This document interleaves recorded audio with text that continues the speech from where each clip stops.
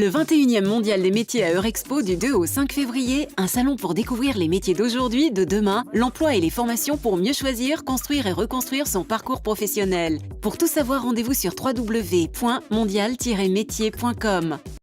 Au Mondial des métiers en 2017, nous rencontrons des responsables des GRETA. Vous êtes tous les deux conseillers en formation continue dans les GRETA de l'Académie de Lyon, qui représente le département du Rhône, le département de l'Ain, le département de la Loire, c'est-à-dire une partie seulement de la région Rhône-Alpes. Mais vous avez des collègues également du côté de Grenoble, du côté de Clermont-Ferrand, et vous êtes là pour répondre aux questions que les gens se posent quand ils veulent se former en tant que personne qui est à recherche d'emploi ou en tant que personne qui a envie d'évoluer aussi dans sa propre formation et pour s'améliorer dans sa propre entreprise et éventuellement en trouver d'autres. Donc vous êtes là pour donner les réponses de ce qui peut être apporté par les lycées professionnels ou quelquefois les collèges dans l'Académie de Lyon. Dites-nous un petit peu, qu'est-ce que c'est que les GRETA ? Parce que en effet, c'est un grand nombre de gens reposant sur beaucoup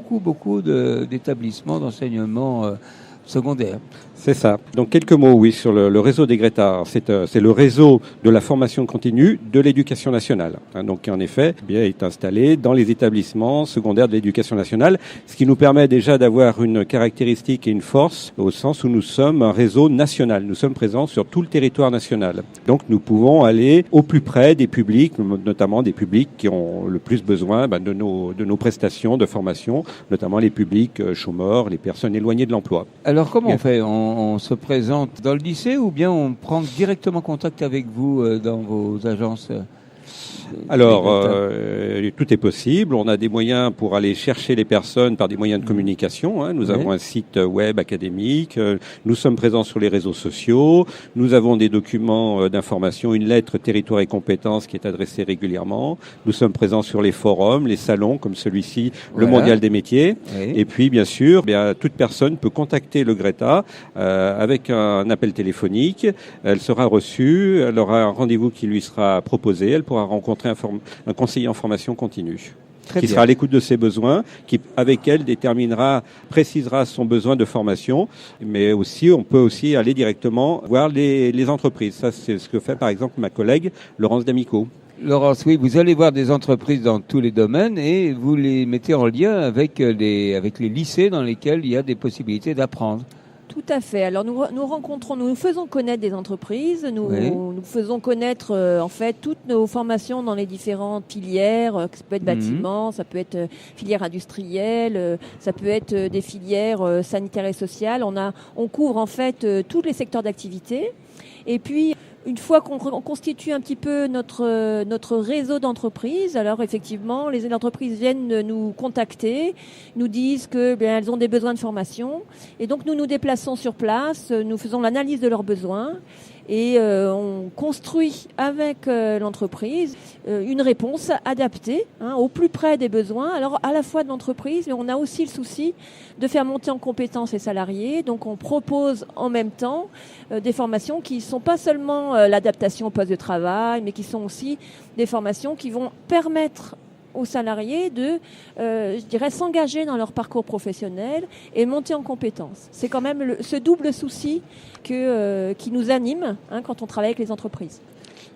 Et il y a également des financeurs de la formation continue, par exemple la région, qui a une compétence dans le domaine de la formation continue, Pôle emploi, donc qui lance des marchés importants auxquels nous répondons et pour lesquels en général nous sommes retenus sur un certain nombre de prestations. Voilà, donc ça c'est aussi une part importante de notre activité, notamment en lien avec notre mission de service public sur la formation continue. Alors quand on regarde l'ensemble des lycées et des lycées pro de la région Rhône-Alpes, il y a un très grand nombre de lycées avec des compétences extrêmement différentes.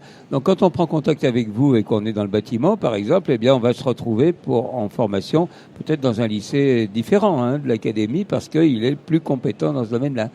Alors, on a la chance, par exemple, je peux vous donner l'exemple du bâtiment. Oui. Dans le bâtiment, on a effectivement des lycées qui sont phares. Pourquoi ? Parce qu'ils ont des plateaux techniques qui ont été financés par la région, qui s'appellent les plateaux techniques Praxibat. Et donc, ces plateaux techniques, ils n'existent évidemment pas dans tous les lycées. Donc, on va privilégier les plateaux techniques les plus performants pour mettre en place nos formations et répondre effectivement aux besoins qui sont en fait des besoins toujours liés au développement des performances énergétiques, par exemple, ici dans le Canada. Et dans le bâtiment, on voit bien les nécessités d'innovation aujourd'hui. Tout à fait. Alors dans le bâtiment, il y a vraiment cette nécessité de rentrer dans la transition énergétique et dans la transition numérique. Et nous, les Greta, on essaye d'impulser. Alors, on crée des partenariats avec les acteurs politiques. On essaye d'impulser une dynamique qui font que les entreprises vont être amenées progressivement à former leurs salariés pour des méthodes plus en lien, on va dire, avec le développement durable, le souci de la performance énergétique. Alors, c'est très important en termes de nombre, 20 000 personnes chaque année. Chaque année, environ, 20 000 personnes formées dans les Greta de l'Académie de Lyon, les Greta qui sont sur les 3 départements de la Loire, de l'Ain et du Rhône. Et on peut dire que la même chose se fait dans le département, du côté de l'Académie de Grenoble et encore de l'Académie de Clermont-Ferrand. Tout à fait. Ça existe partout. Sur toute la France. Sur toute la France. Alors, c'est important aussi de voir que les durées des personnes qui viennent avec vous peuvent être très très diverses en fonction de leurs besoins et des nécessités de travailler. Ça peut être plus ou moins long. Oui. Alors on a un avantage dans la formation continue, c'est qu'on est beaucoup plus souple que dans la formation initiale. Oui. Donc on va essayer de jouer en un sens avec cette souplesse pour proposer des parcours qui peuvent être des parcours longs ou des parcours très courts. Il peut y avoir des formations de 2 jours, par exemple, ou il peut y avoir des formations de 8 mois.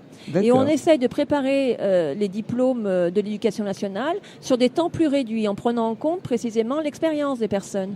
On ne va pas recommencer à zéro. On va, par exemple, si je fais préparer un CAP menuisier dans un établissement, je ne vais pas demander à la personne de repasser le français, de repasser... Voilà. Donc on va adapter nos parcours, en fait, vraiment au profil des individus qui souhaitent passer ces formations. Très bien.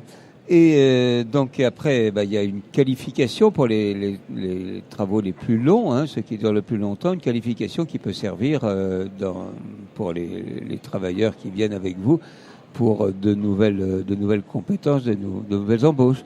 Il y a d'abord une première évaluation qui se fait avec des possibilités de VAE, de vérification des acquis de l'expérience, et puis la possibilité de faire des bilans de compétences aussi. Vous proposez ça aux personnes qui arrivent avec vous? Oui, en effet. Donc, dans chaque Greta, il y a la possibilité de faire une VAE pour préparer un diplôme de l'éducation nationale, validation des acquis de l'expérience. Donc, à partir maintenant, donc suivant la nouvelle réglementation d'1 année d'expérience, on peut, en suivant une formation, faire valoir son expérience plus suivre une formation, soit faire valoir entièrement son expérience acquise et obtenir, en ayant complété des documents de preuve, donc c'est un travail pour lequel là nous accompagnons les personnes, obtenir un diplôme éducation nationale. Alors tout cela se produit aussi dans un contexte qui est national, puisque maintenant, de plus en plus, les gens ont une formation qui est leur formation personnelle, moins liée aux demandes des entreprises, mais qui va les suivre tout au cours de la vie.